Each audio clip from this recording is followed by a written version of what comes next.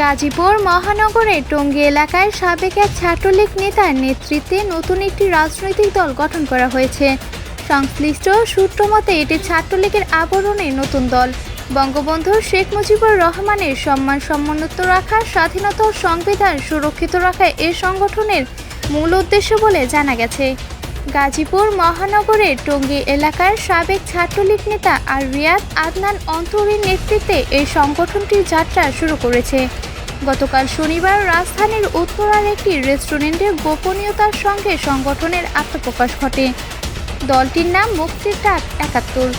এই সংগঠনটির মূল লক্ষ্য হিসেবে বলা হয়েছে বাংলাদেশের স্বাধীনতা সংবিধান, জাতীয় পতাকা, জাতীয় সঙ্গীত ও মুক্তিযুদ্ধের ইতিহাস সুরক্ষিত এবং মুজিববাদ প্রতিষ্ঠার মধ্য দিয়ে স্বাধীনতার মহান স্থপতি জাতির পিতা বঙ্গবন্ধু শেখ মুজিবুর রহমানের সম্মানকে সমুন্নত রাখা।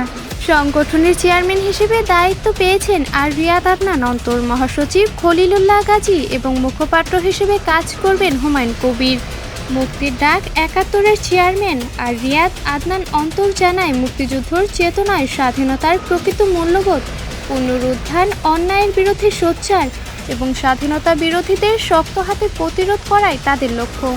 তাছাড়া শুধু রাজনৈতিক কার্যক্রম নয়, বরং সামাজিক উন্নয়ন এবং মানবিক কাজের মাধ্যমে একটি উন্নত বাংলাদেশ গড়ে তোলার জন্য কাজ করবে সংগঠনটি।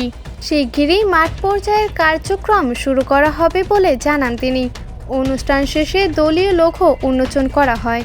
গাজীপুর মেট্রোপলিটন পুলিশের উপকমিশনার মোহাম্মদ আলমগীর হোসেন বলেন, নতুন দল গঠনের বিষয়টি জেনেছি, সংশ্লিষ্টদের বিষয়ে কাজ চলছে।